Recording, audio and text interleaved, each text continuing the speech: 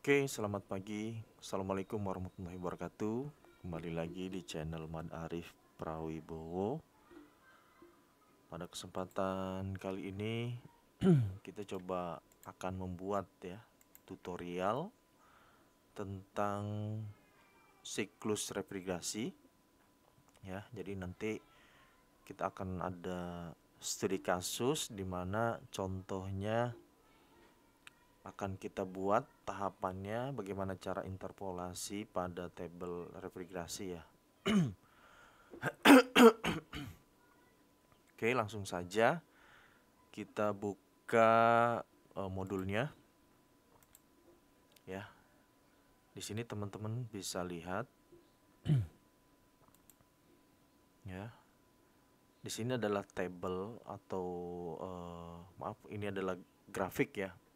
Grafik di mana memberikan informasi titik-titik dari siklus refrigerasi.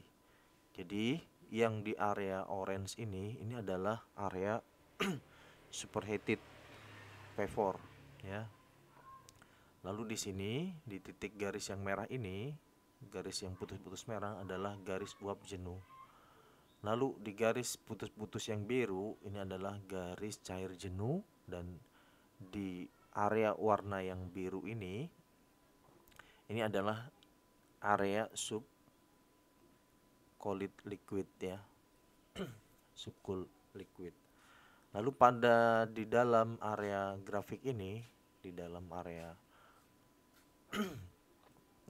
lingkaran ini ya, ini adalah daerah campuran atau saturated. Oke, langsung kita ke contoh soal. Aduh, agak serak nih. Bentar ya.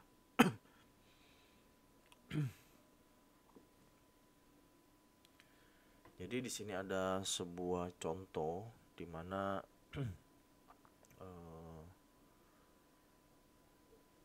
di sini ada dari buku termodinamika ya.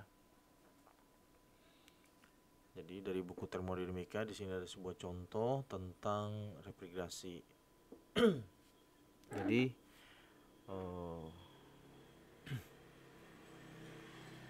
bentar ya.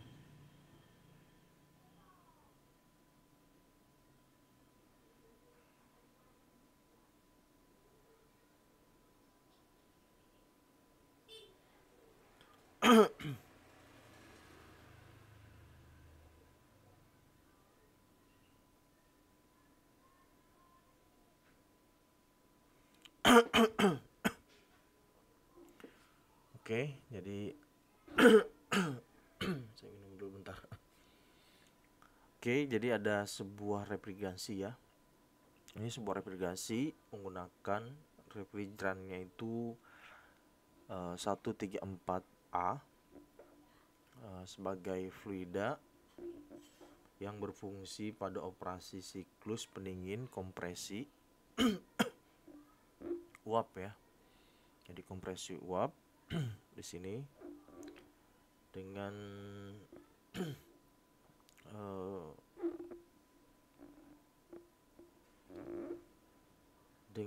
yang ideal ini antara 0,14 dan 0,8 MPa atau megapascal. Lalu di sini jika laju aliran massa refrigeran ya adalah 0,05 kg per second, tentukan A ini ya, laju flow laju rate-nya ya dari ruang berpendingin dan input daya ke kompresor. Lalu B-nya laju panas ya, laju panas ke lingkungan, dan yang C-nya adalah COP dari refrigerannya.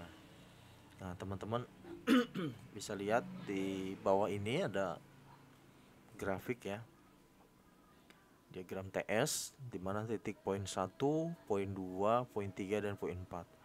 Nah, mungkin teman-teman yang kuliah aplikasi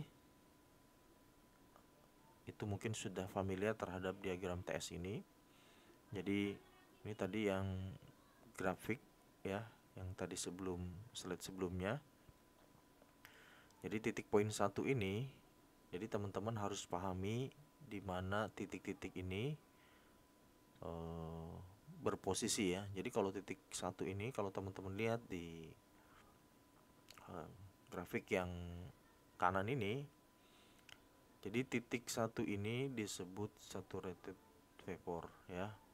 Jadi titik di sini adalah saturated vapor. Nah, sehingga nanti pada saat pengambilan pada tabel termodinamika, teman-teman harus mencari yang saturated ini ya. Next. Nah, jadi diketahui P1-nya adalah 0,14 megapascal ya. Karena pada titik 1 adalah titik saturasi uap ya. Ini saturasi uap. Maka dilihat pada tabel 11, tabel A11 ya, saturated refrigerant 134A. Jadi ini tabel 11 saturated refrigerant 134A. Pada temperatur tabel yang diketahui adalah tekanan P1-nya adalah 0,14 MPa. Nah, di sini kan tidak ada ya. Di sini tidak ada tekanannya yang di titik-titik warna merah ini. Adanya ya, jadi kita konversi atau P1-nya 140 kVA ya. Jadi dari MPa ke kVA. Sehingga dilakukan interpolasi pada tabel yang sudah ditandai warna kuning di bawah ini. Jadi karena kita carinya di 140, nah maka kita mencari interpolasi nilai yang pas ya dari antara 132,82 dan 144,69. Jadi H1-nya ya, yang kita cari di sini nilai 140-nya ya. Lalu kita masukkan 100 nilai 140. Lalu di sini ada nilai 132,82. Ini dapat dari mana? Nah, ini adalah nilai dari ini, kita masukkan ke sini. Lalu nilai yang kita cari nilai yang untuk ambang batasnya ya. Jadi 132, di sini kita masukkan 144,69. Nah, untuk yang di bawah ini adalah sama ya dengan nilai yang di atas. Jadi teman-teman harus pahami dulu rumus interpolasi. Nah, ini saya buat seperti ini lebih simpel. Lalu kita masukkan nilai untuk 239,69. Nah, ini ya.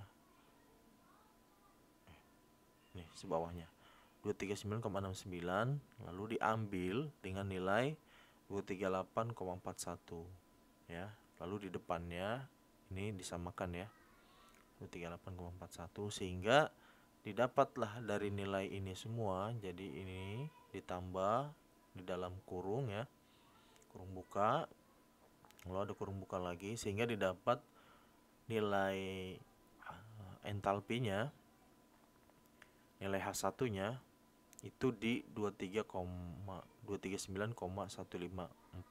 kJ per kg. Lalu untuk nilai S1-nya ini juga sama ya. S1-nya ini didapat juga dari rumus interpolasi. Hanya saja yang dicari adalah yang ini ya, S-nya ya. Jadi kalau ini yang saturasi uapnya yang kita ambil di sini ya, Hg-nya. Ini namanya entalpinya. Lalu di sini S1-nya. S1 itu yang ini, S. Jadi parameternya yang kita ambil adalah yang ditandai warna kuning ini ya. Sehingga dimasukkan ke dalam rumus interpolasi sehingga didapat nilai S1-nya adalah 0,94458. Oke, selanjutnya teman-teman juga bisa cek di tabel yang lain itu pada tabel A12. Di sini ada nilai yang 140 ya. 140 karena di sini tadi 140 kVA, ini kan dari konversi 0,4 MPa ke 140 kVA. Jadi di tabel ini ada yang pas nih. Jadi kita tidak perlu interpolasi. Jadi nilai kVA-nya di 140, lalu didapat ya, tadi nilai saturasi uapnya yang ini saturasi vapor 23,9 ya. Lalu ini nilai S1-nya tadi ya. Jadi sama. Secara nilai sama. Berikutnya kita cari titik P2-nya. Jadi P2-nya itu didapat dari soal nilainya 0,08 MPa. Nah, karena pada titik 2 adalah pada titik superheated, maka dilihat pada tabel A-13 superheated ya, refrigerant ya. Jadi teman-teman bisa lihat ini tabel A13 superheated refrigerant yang continue. Lalu di sini karena nilai P2 diketahuinya hanya 0,08 ini ya. Jadi 0,8 MPa atau P2-nya di 800 kPa, sehingga dilakukan interpolasi dari nilai ini yang sudah diketahui dari nilai S1 tadi ya, karena S1 sama dengan S2. Nih, S2 sama dengan S1. Lalu ini parameter P2-nya ya. Jadi sama dengan dapat nilai H2 ya. Jadi nilai H2-nya itu didapat dari nilai S1. Nah, S1-nya ini kita interpolasi ya. Jadi kita masukkan nilai S1-nya tadi ya. S1-nya di sini kita 0,9445,6 diambil ya. Diambil ke 0,91830 ya. Lalu di sini 0,94 bentar ya.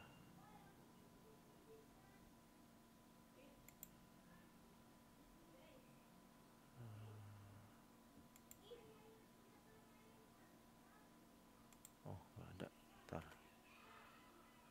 Ya, jadi ini nilai yang S1-nya, lalu 0,91830 adalah ini ya. Lalu di sini adalah nilai yang ininya 0,9480.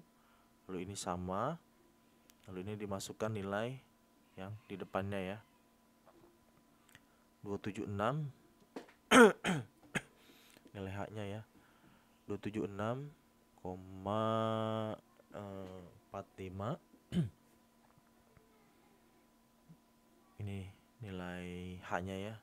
276,45, lalu di sini 276,29 ya, sekian. Lalu didapat H2-nya adalah 275,389 ya. Jadi di sini karena desimalnya, jadi pembulatan H2-nya 275,39.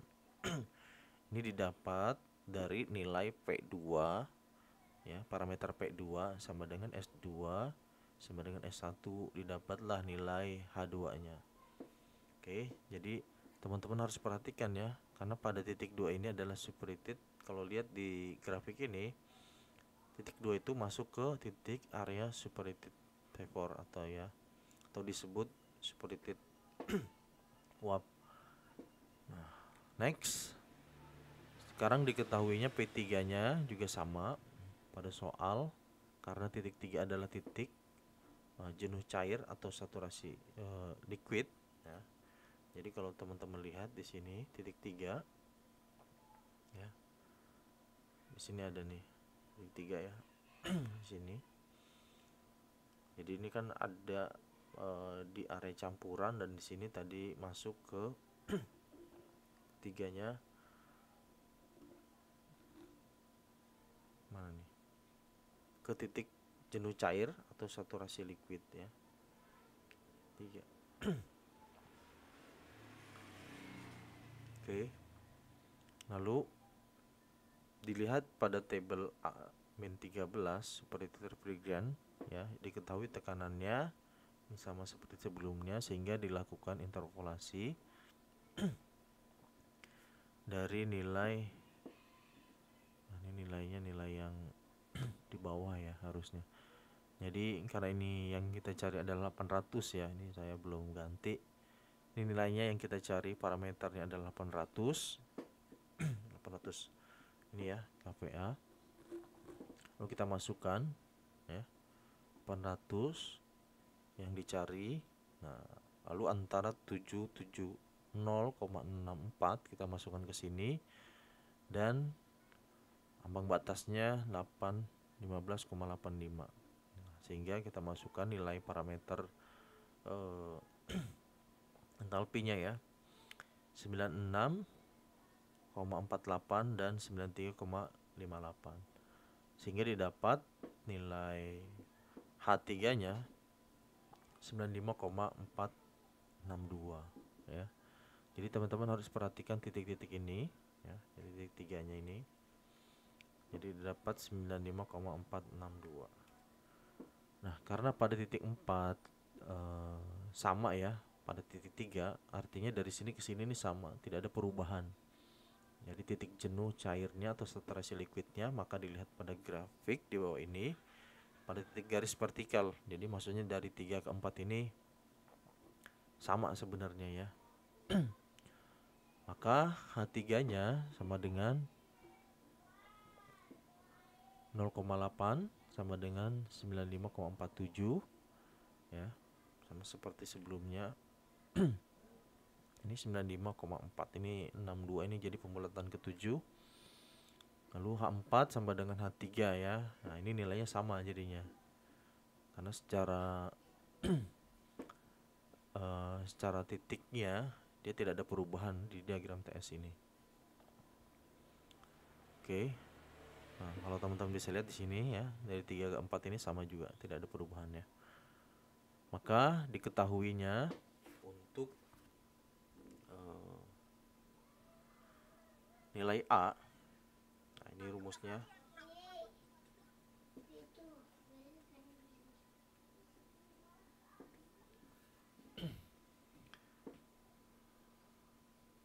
Oke.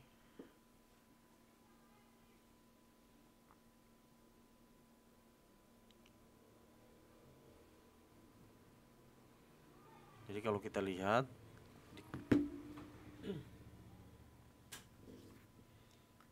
laju panas di ruang refrigerant, input dayanya ya, yang nilai A-nya ini, jadi QL-nya H1 dikurang H4, ini 0,05 ya. Ini dari soal yang tadi. Lalu di sini 239, ini nilai H1 dikurang nilai H4 ya, sehingga didapat 7,18 kW. Lalu Win-nya H2 dikurang H1 ya. Jadi di sini nilai H2-nya tadi 275,39 dikurang nilai H1-nya 239,16, sehingga didapat 1,81 kW. Lalu pada nilai B-nya ya, di sini H2 dikurang H3. Nah, di sini 275,39 dikurang 95,47, sehingga didapat 9 kW. Nah, ini rumus untuk yang ininya ya. Rumus untuk QH-nya, ini panasnya, laten, dan kerja masuk di kompresornya. Nah, ini masih salah nih, saya harusnya bukan QH ini. ini harusnya QL per WIN ya. Jadi di sini 718 tambah 1,81 sehingga dibagi ya. Didapat 3,97 kW. Oke. Teman-teman. Ya, sekian, terima kasih. Semoga bermanfaat khususnya bagi anak teknik mesin atau teknik refrigerasi ya, tentang persoalan refrigeran ini ya. Selamat pagi, semoga bermanfaat. Jangan lupa like, komen, dan share untuk terus mendukung channel ini tetap eksis. Assalamualaikum warahmatullahi wabarakatuh.